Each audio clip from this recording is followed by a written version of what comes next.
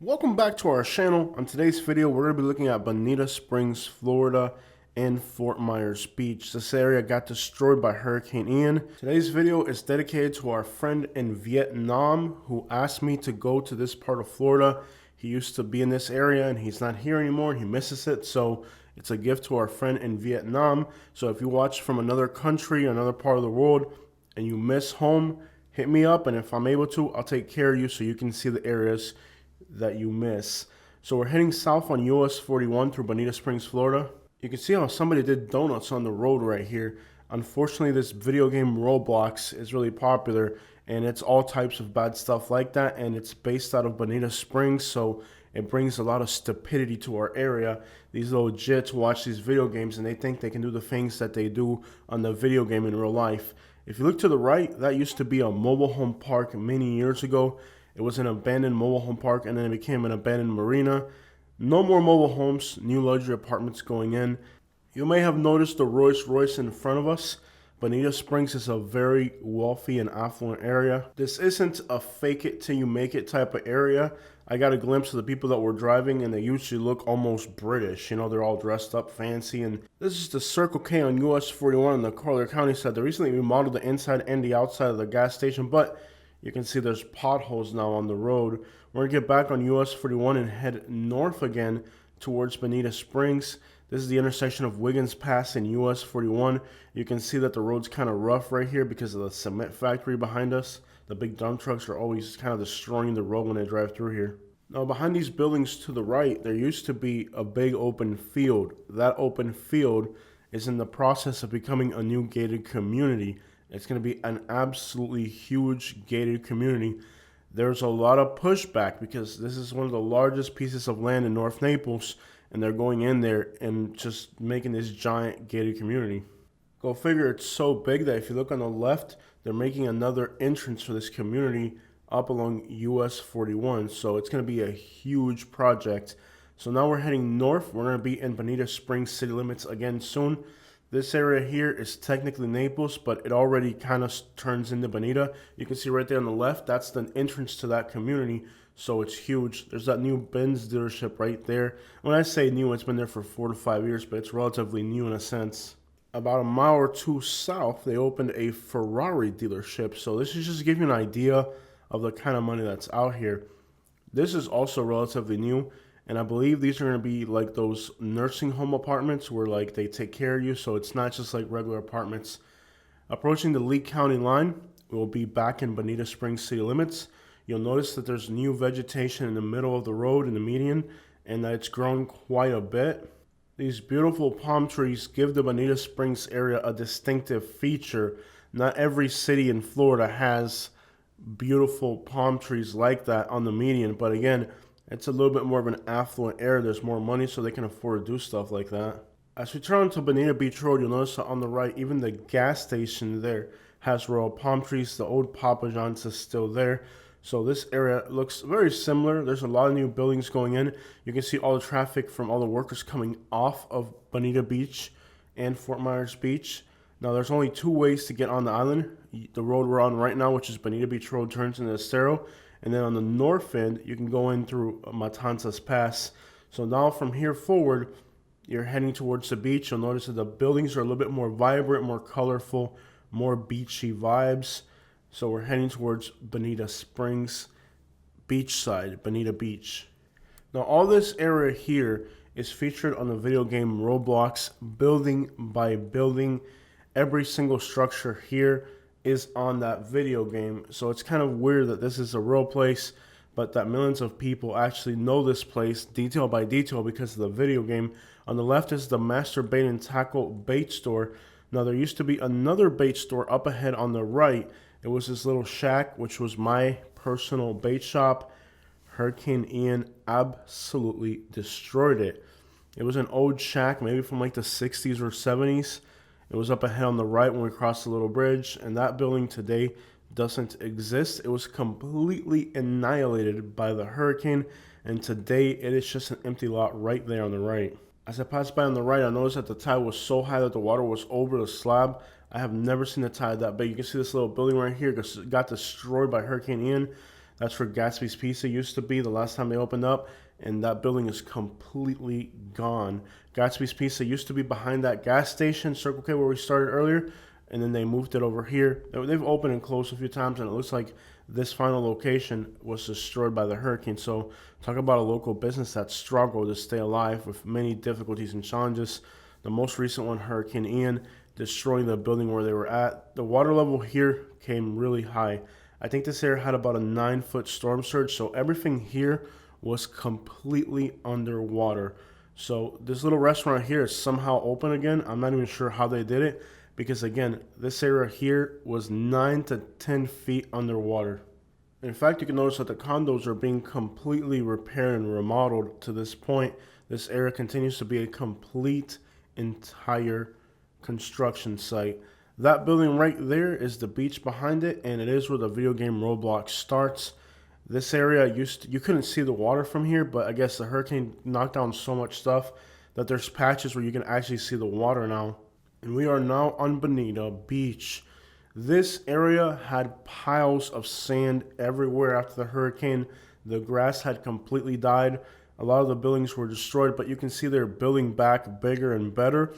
The grass is green, the palm trees are growing, and despite looking like a somewhat construction site, it does look beautiful again. And the new houses that they're building are bigger and nicer, so this area actually looks nicer than before. Also, it looks more open. There used to be a lot of small brush and vegetation, and all that is mostly gone, so it actually feels more open and more tropical after the hurricane. Up ahead, as we approach the mangrove line, you will notice that the mangroves are kind of dead and that they're kind of dry, and that this area here used to be kind of green and beautiful, and today it kind of looks like kind of arid looking. That's again from just the impacts of the hurricane. That's a natural preserve area, so it's kind of different than everything else. Everything else, you know, it's all rich people, so it's very well manicured, but the natural areas here on the right, it definitely looks like it was destroyed by wind. And about a 10 to 11 foot storm surge that came through this area. Notice that the tide came all the way to the sidewalk. I've never seen the tide get that high. We are having like extreme high tides this time of year, but I've never even seen it get that high, so I find it kind of interesting.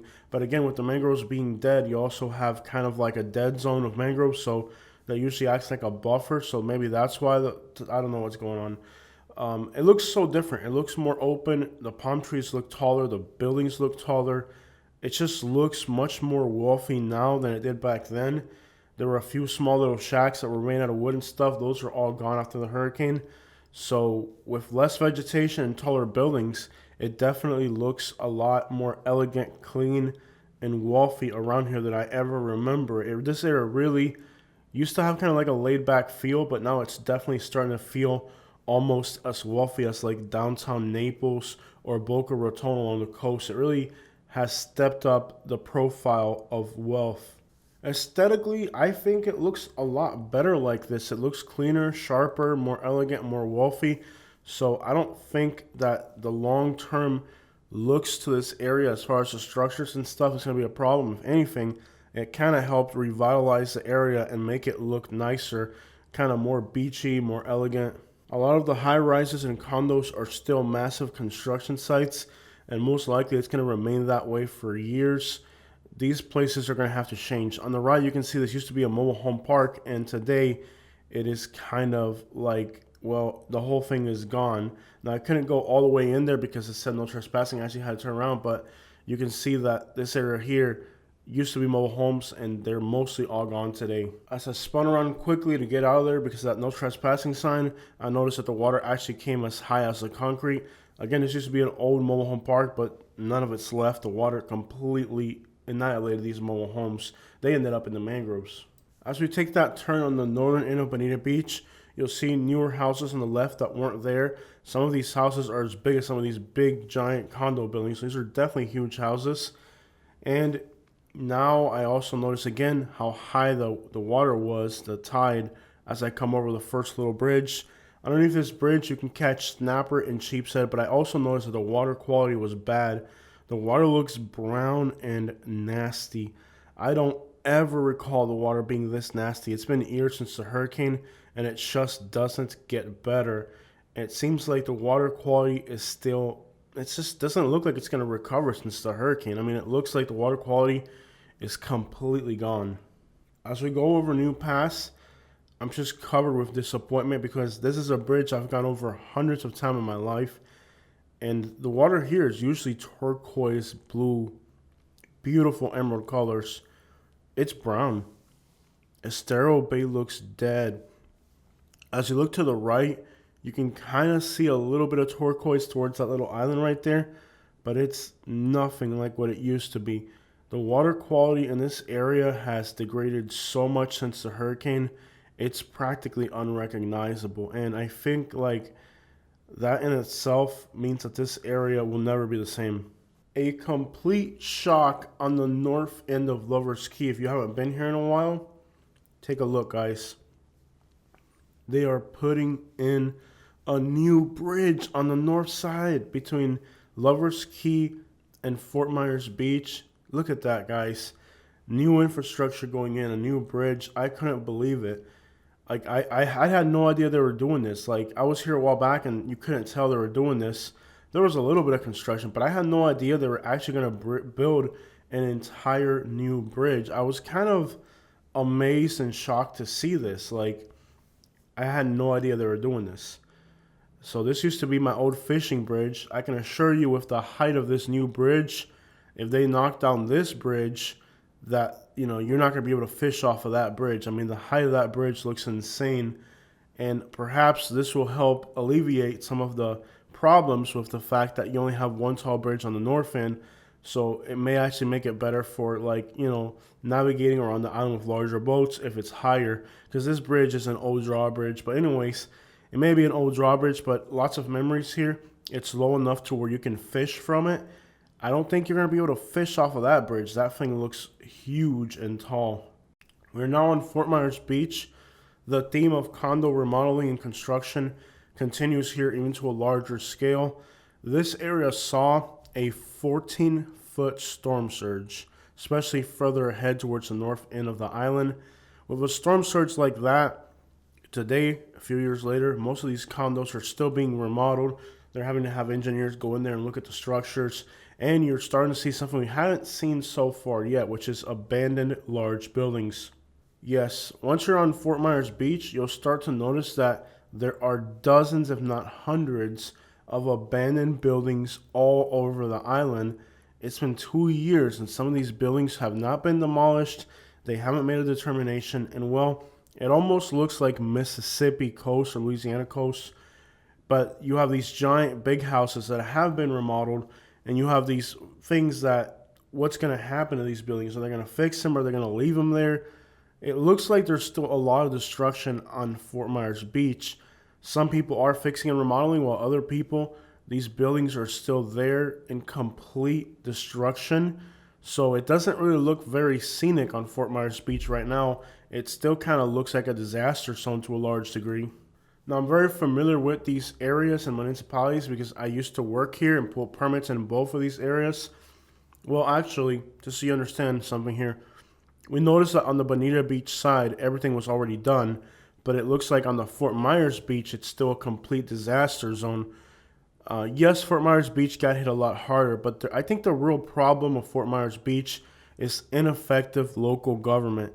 I believe that the government here got too caught up with politics. They got caught up with the news. They got caught up with a bunch of ethical questions about the place's future.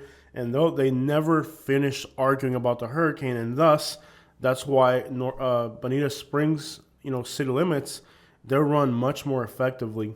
It's like the entire Bonita Beach side is completely back to normal.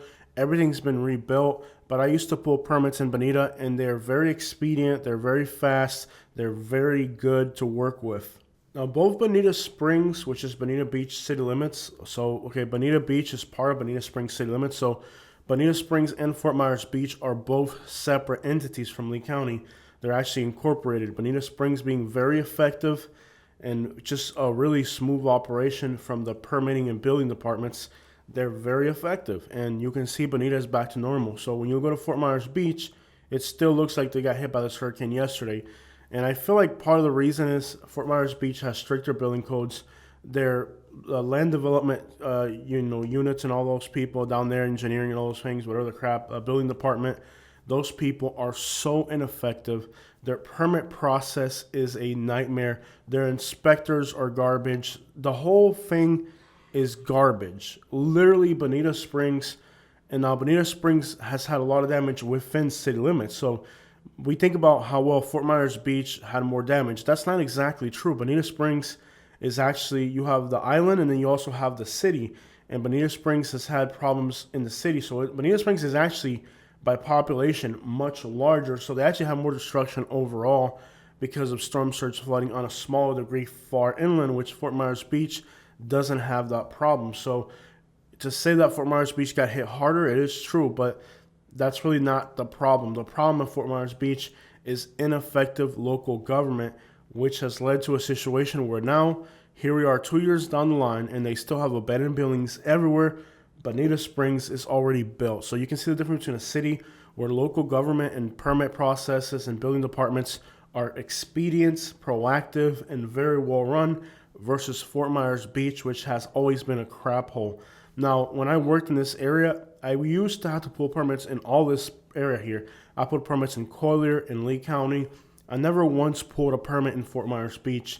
The company told us that pulling a permit in Fort Myers Beach was so complicated that we simply didn't work with anybody on the island. In other words, if somebody in Fort Myers Beach wanted our services, they couldn't get it because their permit process was so complicated that the company we worked for just refused to work on the island. It wasn't worth it. So that should just give you an idea of how ineffective their permit process is when local companies were turning down customers simply because of how ineffective the permit process was. So that's why today Fort Myers Beach still looks like a never-ending construction site. Before Hurricane Ian, you could not see the ocean from here. There was houses, there were buildings. Today, you can literally see the ocean from the road, and that's kind of interesting, and it never used to be like that, but the hurricane destroyed so much, and now there's entire patches that look so much more wide open. You can even see the ocean from the road. So while the landscape of this area has changed, one thing hasn't: how horrible the people in this area are. I have told you guys in the past how much I hate the people of Fort Myers Beach. And again, I'm familiar with this place because I used to come fishing up here, and it's what, a 20-minute drive from where I used to live. So I've never liked the people on this island. After Hurricane Ian, I even made comments about how I didn't feel sorry that this area got destroyed by a hurricane because the people here were so bad, it was hard to feel sympathetic for them. And actually, many of the people that I met and I talked to after the hurricane told me the same exact thing. They told me, I don't feel sorry for these people in Fort Myers Beach. These people deserve it. And I kind of felt that, and a lot of people that I talked to in the community also felt that. Nobody likes this area. Like, it's just the people here really suck. They feel because they have money that they're better than everybody else, and they treat other people really bad. Now, I worked here a lot. I was on this island on a weekly basis when I lived down there for 20 years, so it's a place I'm very familiar with, and the people here plainly suck. I don't feel sympathetic for them. I really don't. So, and I've been very vocal about that. So I turned on the Uber app and I had a passenger, and this passenger perfectly highlighted the type of people that live on this island. So this little experience of just picking up an Uber passenger on the island confirmed to me, and it reminded me of why I left this area and why I hated living here so much. This passenger was the nastiest person I have ever had on Uber. Now, I've had people try to stab me, try to rob me, try to extort me, try to scam me, try to set me up for robberies. I've had all the goodies, okay? But when it comes to just a nasty individual, this guy takes the cake. So when I pulled up on his street to pick this old fart up, he actually wasn't outside yet. His neighbors came up to my truck and they're like, "What are you doing here? Why are you on our street? Why do you stop your car there?" And I'm like, dude, I have been Uber driving now. I've done like 700 passengers. I have never had a single person come up to my vehicle and ask me why I'm on their street. And it's not a private street. This is just a grid pattern street. But when I pulled up to pick up this old fart, the neighbors actually came out and started screaming at me, inquiring why I was on their street. I absolutely hate the people in this area. They are a species unlike any other on the face of the earth. And this is exactly how I remember the people on this island when I lived here. These people literally feel that because they have money, they are just on a level that's untouchable. And I live here in Manatee County. We got beaches here too, better beaches actually. And we got rich people here too. And they're not this arrogant. They're not this stuck up. On the way down, I drove through Fort Myers and I was getting road rage. People were speeding and road raging and just acting a complete fool in Fort Myers. And it's so weird how the people here are just like the most arrogant and stuck up and snobby people ever. So I'm trying to be nice to this guy. I'm just talking to him and I'm like, hey, how's your day going? He goes, well, I'm not having a good day. I've got the biggest headache I've ever had. It'd be great if you were just to shut your mouth for a moment. And I'm thinking, let me just end the ride and drop this guy off right here.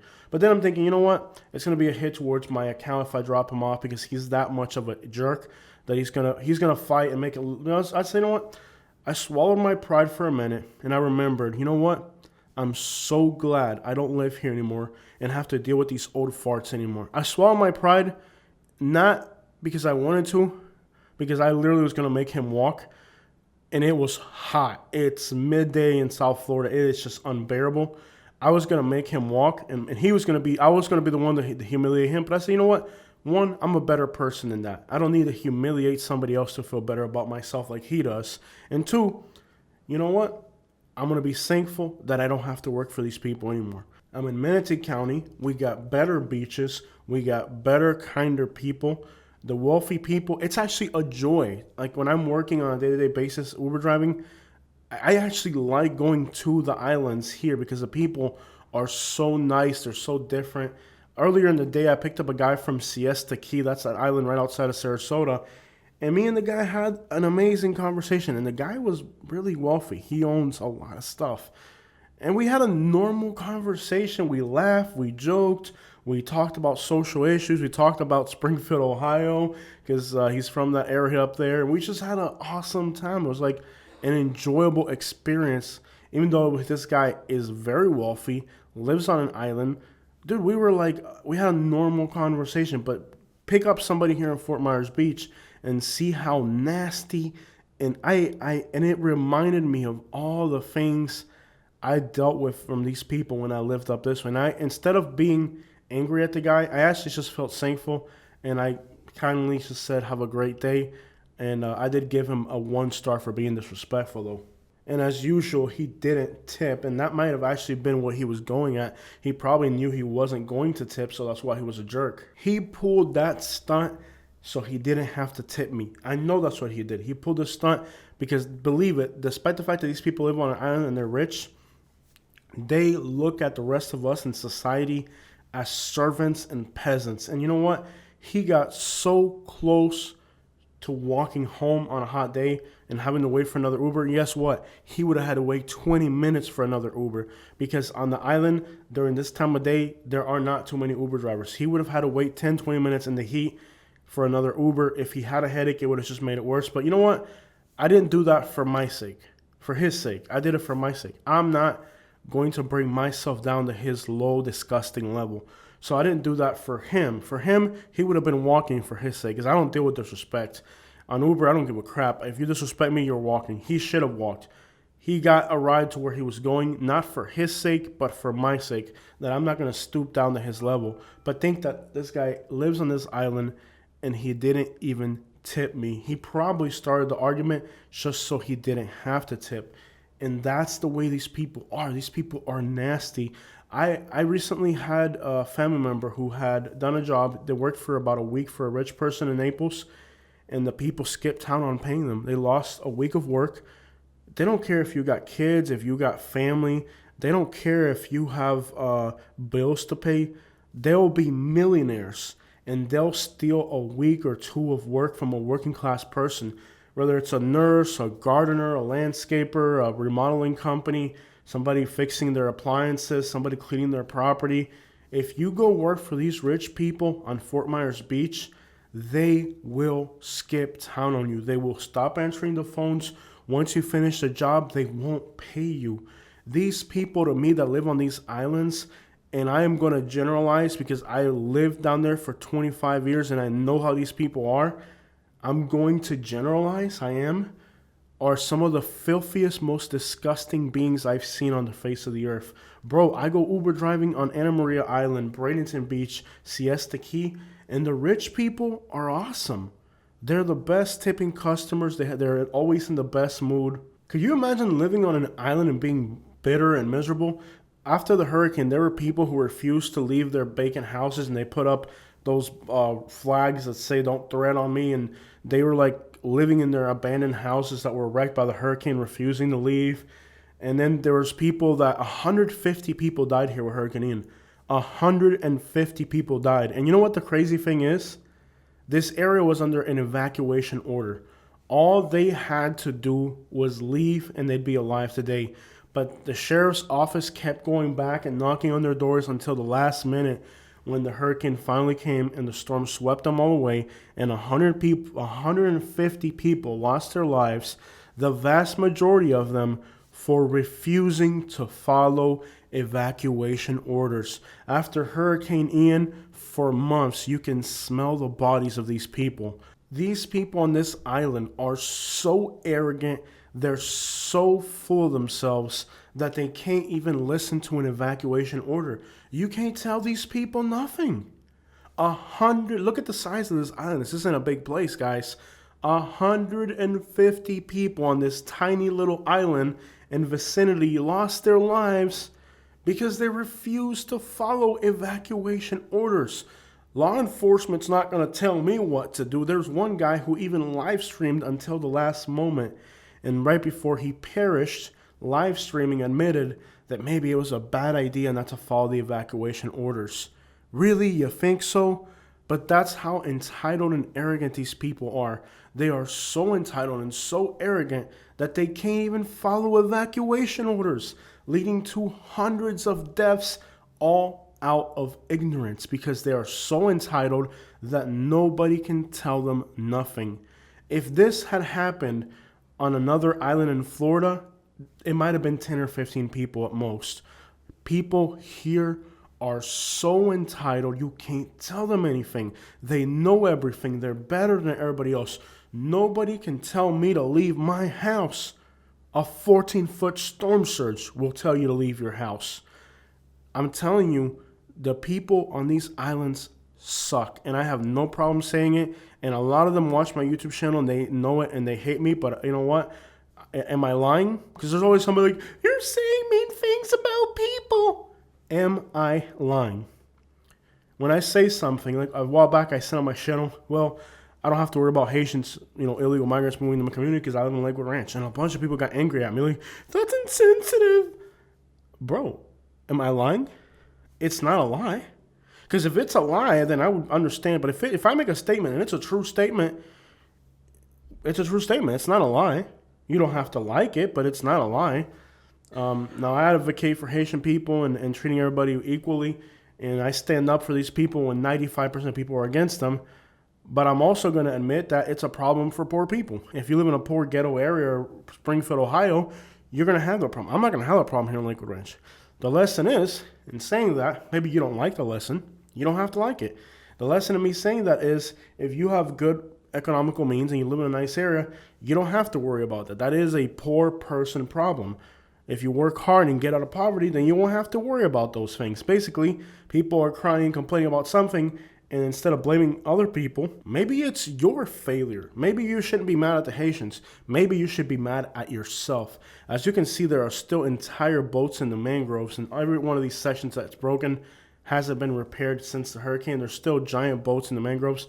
I don't understand why 2 years later they still haven't fixed that sidewalk, and there's still entire boats there. There's actually a huge giant boat there in the mangroves. I don't understand why 2 years down the road that boat is still there, but maybe they consider it a tourist attraction now or something. Maybe they did it on purpose. I'm not sure. But anyways, to my point, you don't have to like my point, but I'm not lying. And sometimes people want to point a finger at somebody else and say, oh, these Haitians are doing this and that. Maybe the problem ain't the Haitians. Why do you live in Springfield, Ohio? Why don't you live, there's a little town right outside of Springfield, Ohio. It's beautiful. It's gorgeous. Dave Chappelle actually lives there.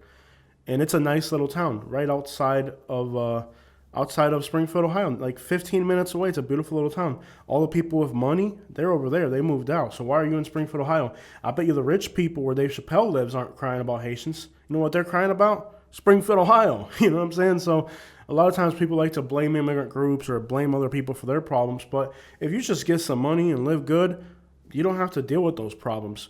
Most people who have money are able to isolate themselves from 95% of the problems. Crimes, rioting, looting, all that crap happens in poor areas. If you have money, you live out in the suburbs behind a gated community, you ain't worried about none of that crap. Now I'm going to pull in here real quick. You'll see I pulled in here real quick. There used to be homeless people living here, but you can see they put up a fence right there. By the way, did you guys notice that the cars were blocking the road and road raging each other? The people here are so nasty. If you go back and you watch that little clip, you can see the cars were all kind of fighting with each other. We're actually going about 60 miles per hour down that road, which is far above the speed limit. But the people there are nasty. But anyways, there used to be homeless people living behind that thing right there, but they got ran out. And this area was like flooded with homeless people after the hurricane. About 4 months ago, there was homeless people here, but they flushed out this whole area. Lee County Sheriff's Office, I guess, you know, with these new homeless laws that are coming to Florida, the homeless are leaving and the law enforcement's on their case. This area was just covered in homelessness, but they're going in there and putting up gates and putting up signs and making the homeless people leave. But anyways, it's crazy that these people live on an island. They have all the money in the world to put themselves on an island, to distance themselves from all of the bad things we have to do with society as regular people, and they're still not happy. Like, they're actually the most bitter people I've ever met, and I've been saying this for years, and picking up this one Uber passenger just reminded me why I hated this area so much. This area here used to have all these wooded lots where nothing but homeless camps, but again, the cops came in and flushed them all out. Now, this is still it's kind of Fort Myers, but they still consider it Fort Myers Beach. But this whole area here, like I said, there's a Masonic Lodge of Fort Myers Beach up ahead right here. And in the woods behind there, it was all nothing but homeless camps. But they're gone now. This is actually where I got bit by that dog in this vicinity here. I got bitten by a dog while doing a homeless camp interview somewhere in this area out here. I can't remember. But anyways, back in the woods here, you can see they put up they put up like a little gate and a little sign. You can see how they put up a little rope there, and they put some trees in the way. That used to be a huge homeless camp. All of that's gone now. All right, guys, so that is Fort Myers Beach, and that is what things look like right now on the island. Everything looks different, and of course, it's going to continue to change, hopefully for the better. But what doesn't seem to change is how horrible the people are in this area.